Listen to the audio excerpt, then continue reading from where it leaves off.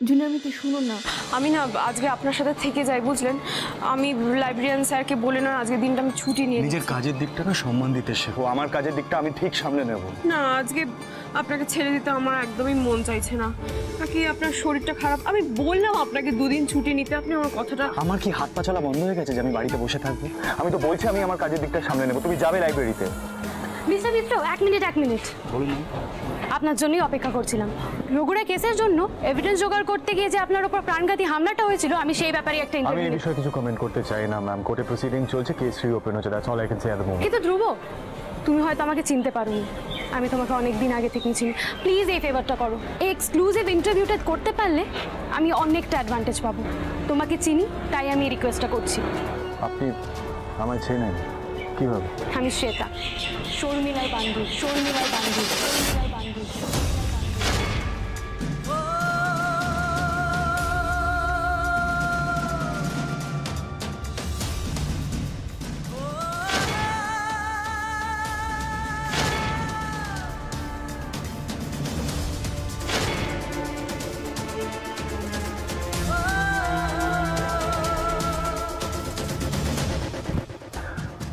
তোমাকে আমি কি বললাম? লাইব্রেরিতে যেতে বললাম তো। যাও প্লিজ, আপনি আসুন ম্যাম প্লিজ। কিন্তু ধ্রুব, আমি বলছি তো আপনি আসুন প্লিজ। আবার শুনলাম শর্মিলার নামটা। জুনিয়র মিত্রের নামটা শুনে কেমন অস্থির হয়ে উঠলেন। কেন? কি রহস্য জড়িয়ে আছে এই নামটার সাথে?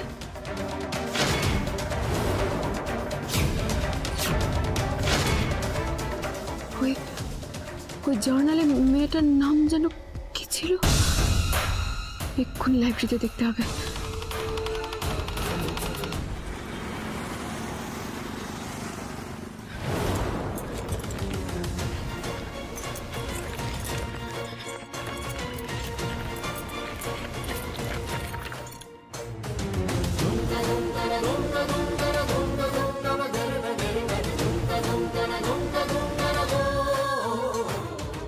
এই তো শর্মিলা সেন। এই মেয়েটির সাথে জুনিয়র মিত্তির বাবুর কি সম্পর্ক? তবে কি এই সে যা আমি ভাবছি? হয়ে গেল লাইব্রেরি একদিনও যদি সময় মতো।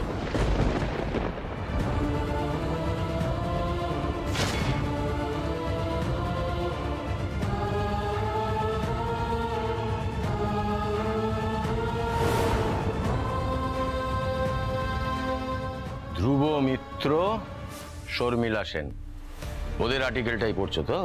হ্যাঁ, মানে দেখছিলাম আর কি ওদের ছবিটা। এসএসএস কলেজ অফ ল, ভীষণ ব্রিলিয়েন্ট স্টুডেন্ট ছিল এরা। আপনি ওনাদের চেনেন স্যার? মা, চিনবো না কেন? আমি তো ওই কলেজে 15 বছর লাইব্রেরিয়ান ছিলাম। তারপর ওখান থেকে চলে এলাম এই কোর্টে, বুঝলে? আসলে এখানে কি জানো তো, এই কোর্টের লাইব্রেরিতে কাজ করতে গেলে তো এক্সপিরিয়েন্সের দরকার হয়, হ্যাঁ? চলে এলাম। তো তার মানে ওরা ওই কলেজের লাইব্রেরিতে যেত? মানে আসবে না কেন, নিয়মিত আসতো। দুজন অভিন্ন হৃদয়ের বন্ধু ছিল। স্টুডেন্ট হিসেবে ছিল ব্রাইট, ব্রিলিয়েন্ট। আমি খুব স্নেহ করতাম ওদের। জানো, সবাই বলতো যে ওরা ল পাশ করে গেলে, এস্টাবলিশড হয়ে গেলে তারপর বিয়ে করবে।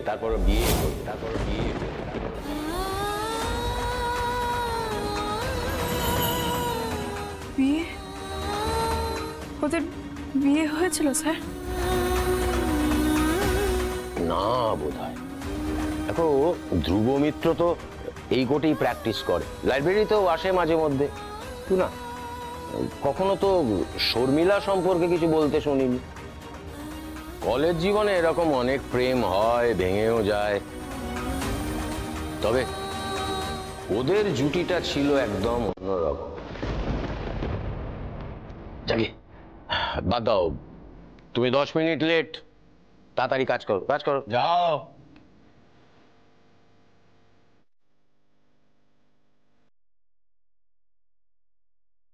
সবাই বলতো যে ওরা ল পাস করে গেলে, এস্টাবলিশড হয়ে গেলে তারপর বিয়ে করবে। এই ধ্রুব মিত্তির লাইফে আর কাউকে ভালোবাসতে পারবে না। এই ভালোবাসা আর জিনিসকে কখনো গোলানোর চেষ্টাও করবে না। আমি শ্বেতা, শর্মিলার বান্ধবী। তাহলে আমার সেদিন জার্নালের ছবিটা দেখে যা খটকা লেগেছিল সেটাই সত্যি। এই শর্মিলার সেনই জুনিয়র মিত্রের মনের মানুষ, ভালোবাসার মানুষ। এই জন্যই উনি বলেছিলেন যে আর কাউকে কখনো ভালোবাসতে পারবেন না। জোনাকি বিশ্বাস, তোর ভাগ্যে নেই ওনার ভালোবাসা পাওয়া, ওনার স্ত্রী হয়ে ওঠা। উনি এখনো এই শর্মিলা সেনকেই ভালোবাসেন। আমি বুঝে গেছি।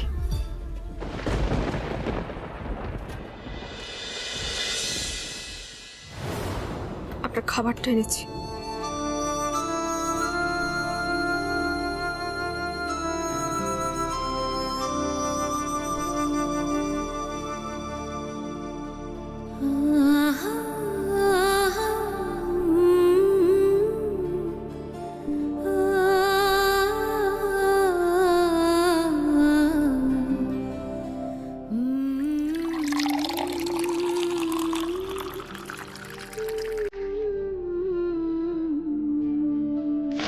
দুজন অভিন্ন হৃদয়ের বন্ধু ছিল।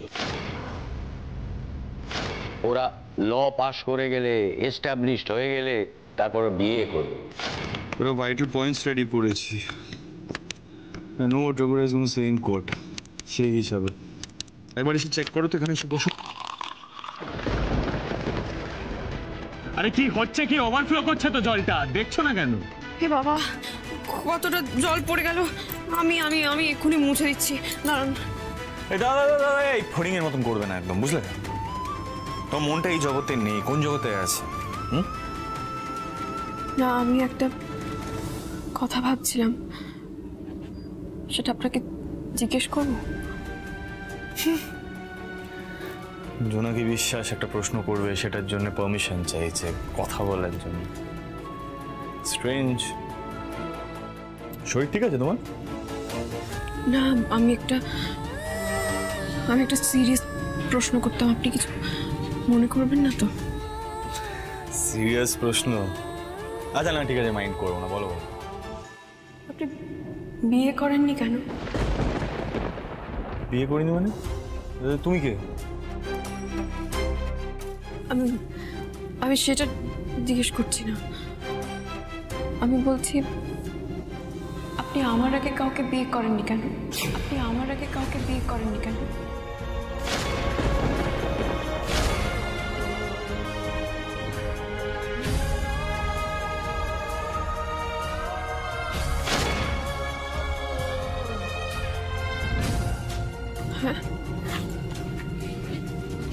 তুমি দিকে এসো, এটা কনসেন্ট্রেট করো, একটা কাজ আছে।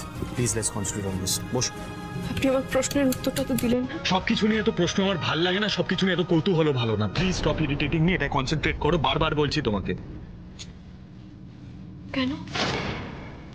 না, আমি জিজ্ঞেস করছি যে আপনার মতো এত ভালো, ভদ্র, সৎ একজন মানুষ, যে মেয়েদেরকে এত সম্মান দেয়, তার জীবনে এমন কেউ আসেনি যাকে জীবন সঙ্গী করা যায়?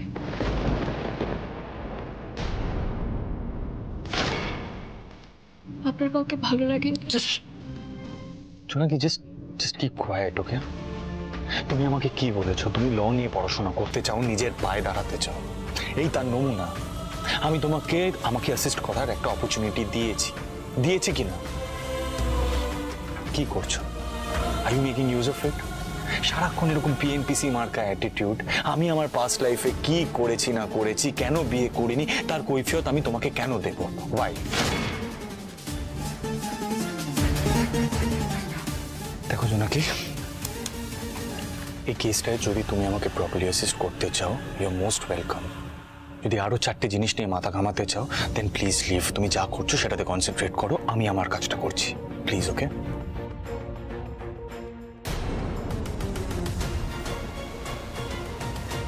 কেন উনি নিজে মুখে শর্মিলার ব্যাপারে আমাকে কিছু বলছেন না?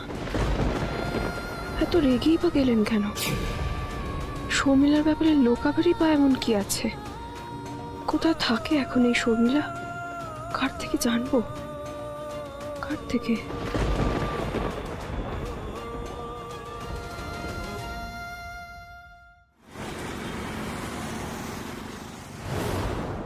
মারা গেছে? বাদশা মারা গেছে এই খবরটা তো তুমি আমাকে দাওনি। স্যার আপনি কটা দিনের জন্য সঞ্জনা ম্যামকে নিয়ে লন্ডনের ভ্যাকেশনে গিয়েছিলেন, তাই আমি এইসব খবর দিয়ে আপনাকে ডিস্টার্ব করতে চাইনি। বাচ্চা তো মারা গেছে স্যার, ওর কাছ থেকে অন্তত ধ্রুব আর কোনো প্রমাণ পাবে না স্যার। একটা ঘটনার আগু পিছু না ভেবে এত বড় সিদ্ধান্তে তুমি পৌঁছাও কি করে? এতদিন ধরে কাজ করছো, কনসিকুয়েন্সেস গুলো জানো না, বোঝো না?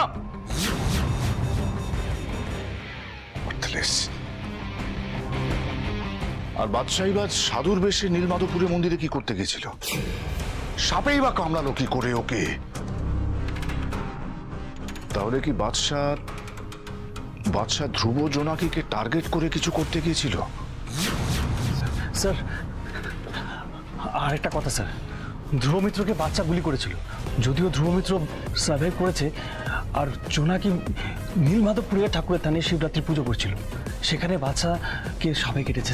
এই খবরটা তুমি আমাকে দাওনি কেন আগে? বুঝতে পারছো অভ্র, তার মানে ধ্রুব জেনে গেছে বাচ্চা কোথায়, বাচ্চার হদিশ কি। এরপর কি হবে অভ্র? কি হবে?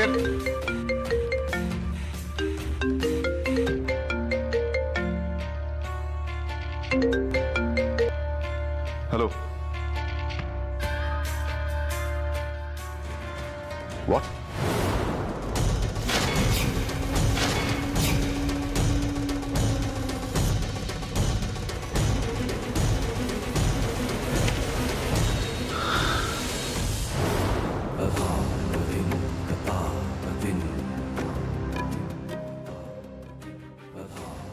কি হলো স্যার? বাদশাহ মারা গেল আর ধ্রুব মিত্র তারপর পরই জোনাকির কিডন্যাপিং কেসটা কোর্টে রিওপেন করলো। অব্র, খোঁজ নাও এই কেস সংক্রান্ত নতুন কোন এভিডেন্স ধ্রুবর হাতে এসেছে কিনা। কালকে হিয়ারিং এর আগে আমার কাছে এই খবরটা এসে পৌঁছানো উচিত। আর আমিও দেখছি অজয়কে দিয়ে ধ্রুবর মুখ থেকে কিছু বের করা যায় কি না। Okay sir.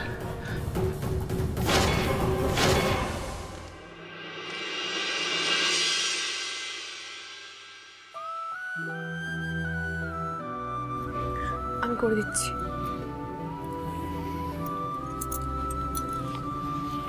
দেখি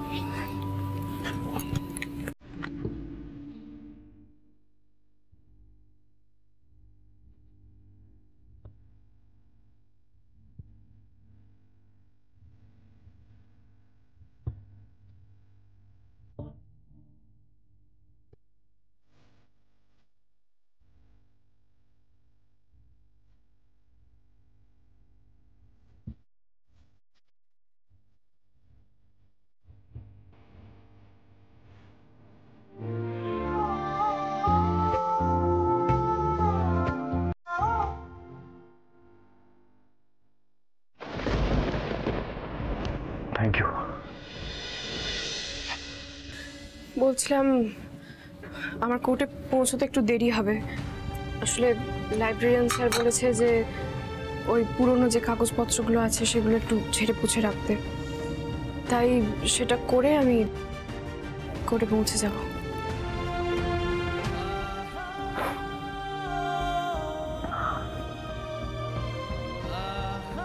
তুমি আমাকে অনেক হেল্প করেছো, তাই কিন্তু আমি তোমাকে থ্যাংক ইউ বললাম। বলছিলাম আমার গাড়ি ভাড়াটা একটু দেবেন? বুঝতে পারছি না, মানে আমি একটা টপিকের কথা বলছি, তুমি বারবার সেখান থেকে ডাইভার্ট করে আর একটা টপিকে চলে যাচ্ছ।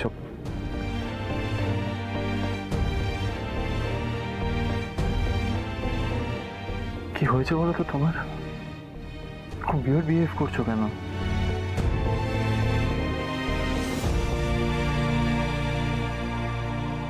তুমি কি কেসটা নিয়ে ডিস্টার্বড?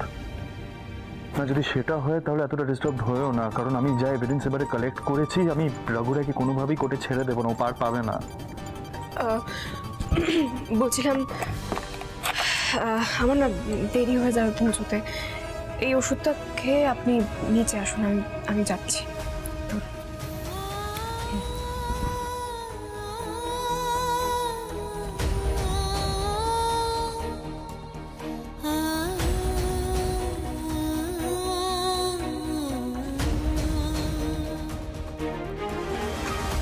এরকমভাবে তো জোনাকি আমার সাথে কথা বলে না। উইয়ার্ড বিহেভ করছে কেন? শিওর কিছু না কিছু নিয়ে একটা ডিস্টার্বড আছে, বাট হোয়াট ইজ ইট?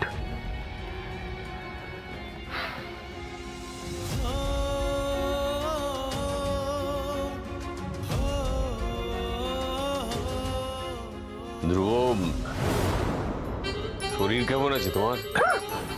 এই কি হলো? কি হলো তোমার? তুই ঠিক আছো তো? আপনি হঠাৎ আমাকে নিয়ে এতটা চিন্তিত, তাই একটু চমকে গেলাম। বল। তুমি আমার ছেলে, তোমাকে নিয়ে আমার টেনশন হয়। আমি শো করি না মানে এটা নয় যে তোমাকে নিয়ে আমার কোনো চিন্তা ভাবনা নেই। তুমি সারা জীবন আমাকে দোষ দিয়ে গেলে, কারণ তোমার সঙ্গে আমার ইডিওলজি মেলে না।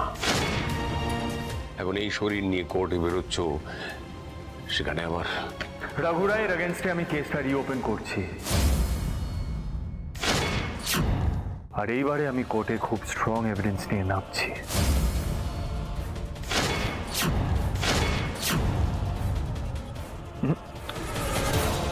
আপনার বন্ধু আর পার পাবে না এবারে জাস্টিস মেটা। এই খবরটুকুই দরকার ছিল, তাই তো?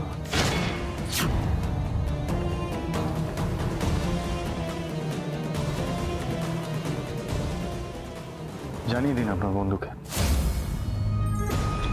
তুমি আমাকে ভুল বুঝছো ধ্রুব। আমি একদমই আপনাকে ভুল বুঝছি না, কিন্তু আপনি আমাকে বরাবর ভুল বুঝে এসেছেন। মানুষ হিসাবে, ছেলে হিসাবে চিনতেই পারেননি আপনি আমাকে।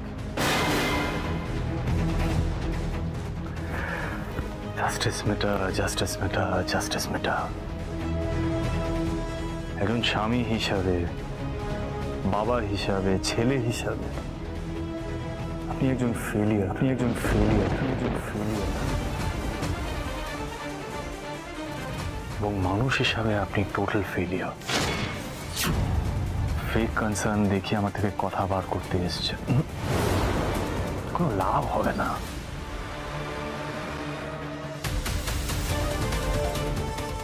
ধ্রুব,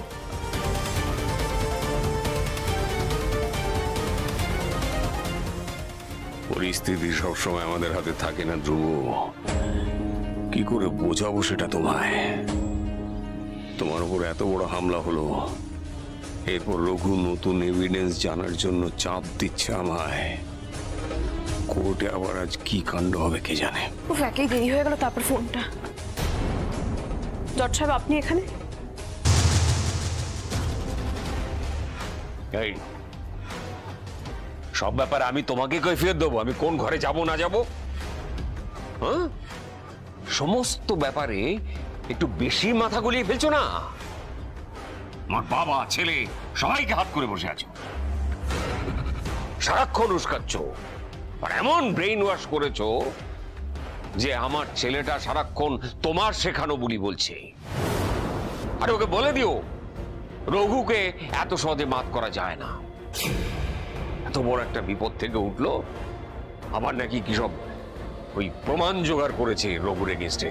হ্যাঁ, ওকে বোঝাও, এটা বোঝাও, বলে দিও ওকে। আপনি এত কেন ভাবছেন জজ সাহেব? অবশ্য আপনি আপনার ছেলের জন্য ভাবছেন না আপনার প্রিয় বন্ধু রঘু রায়ের জন্য ভাবছেন, সেটা আমি খুব ভালো করে বুঝতে পারছি। জুনিয়র মিত্তির বাবু হয়তো সেটাই বুঝতে পেরেছেন বলেই হয়তো এখান থেকে চলে গেল, তাই না? এই একদম বেশি কথা বলবে না, একদম বেশি কথা বলবে না। আরে কি প্রমাণ জোগাড় করেছে রঘুর এগেইনস্টে? হ্যাঁ, কি এমন নতুন প্রমাণ হাতে এসেছে? হ্যাঁ, কি? আপনি আমাকে কি ভাবেন বলুন তো? আমি এতটাই বোকা যে আমি আপনাকে বলে দেব কি প্রমাণের ভিত্তিতে নতুন করে জুনিয়র মিত্তির কেসটা সাজিয়েছে?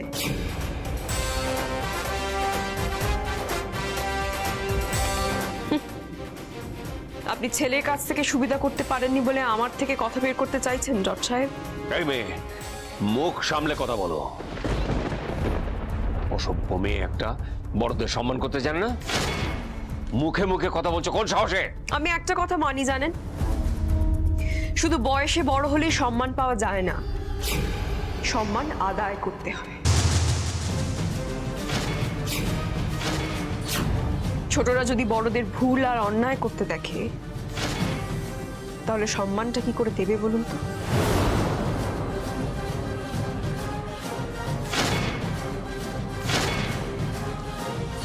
আর কতক্ষণ লাগবে তোমার? দেরি হয়ে যাচ্ছে তো। আসছি।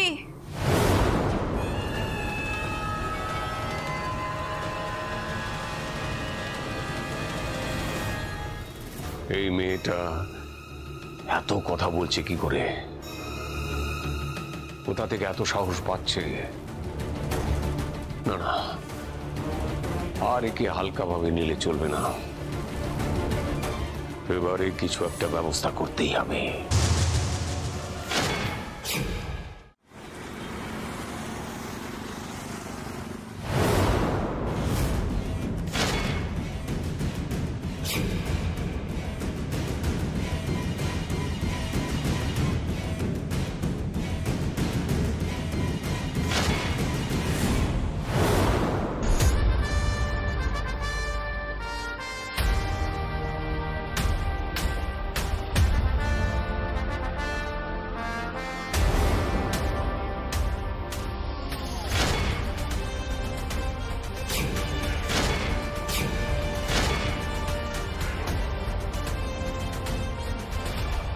পাপা, পাপা আমি কিন্তু আবারও বলছি, ধ্রুব নয়, ওই আশরাটাই কিন্তু ধ্রুবকে আবার এই কেসটা নিয়ে উস্কেছে।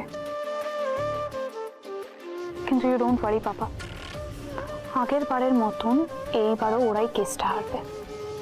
আর তারপর তুমি ওই আশরাটাকে উচিত শিক্ষা দেবে, ওর জন্য লাইব্রেরিতে কাজ করা বন্ধ হয়ে যায় পাপা।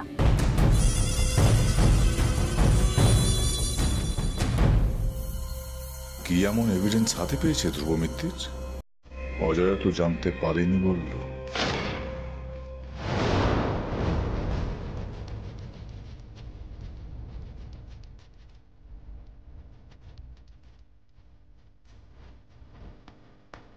রঘুরাই ভার্সেস জোনাকি বিশ্বাসের মামলা শুনানি শুরু হচ্ছে। জোনাকি বিশ্বাসের পক্ষের উকিল ধ্রুব মিত্র, আপনারা আগেরবার রঘুরায়ের বিরুদ্ধে যথেষ্ট প্রমাণ আনতে পারেননি, এবং যা দেখেছি যখন অপহরণ কাণ্ড ঘটেছিল তখন রঘুরাই জাস্টিস অজয় মিত্রের সঙ্গে একটি ধাবায় ছিলেন। প্রমাণিত হয়েছিল যে ওই অপরাধের সঙ্গে রঘুরাই জড়িত নন। অ্যাডভোকেট মিত্র, এইবারে আপনার কাছে যথেষ্ট প্রমাণ আছে তো? নয়তো আবারও আদালতের সময় নষ্ট করা হবে। ইওর অনার, বারবার আমাকে কেন কোর্টে সমন দিয়ে ডেকে আনা হচ্ছে, যেখানে গতবারই এটা প্রমাণিত হয়েছিল যে জোনাকি বিশ্বাসের অপহরণের কেসে আমার কোনো ইনভলভমেন্ট ছিল না। Your honour,